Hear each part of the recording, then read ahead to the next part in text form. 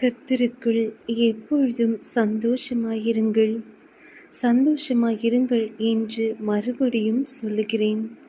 பிலிப்பியர் 4ஆம் அதிகாரம் வசனங்கள் 3 முதல் 7 வரை.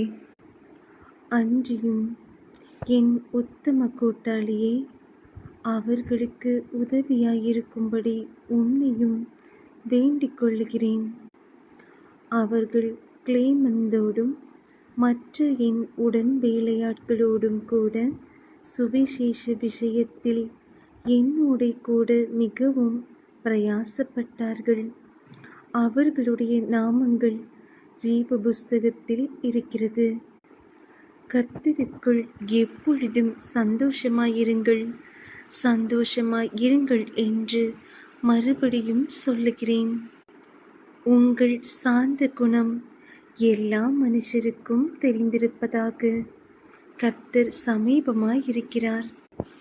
நீங்கள் ஒன்றுக்கும் கவலைப்படாமல் எல்லாவற்றையும் குறித்து உங்கள் விண்ணப்பங்களை ஸ்தோத்திரத்தோடே கூடிய ஜெபத்தினாலும் வேண்டுதலினாலும் தேவனுக்கு தெரியப்படுத்துங்கள்.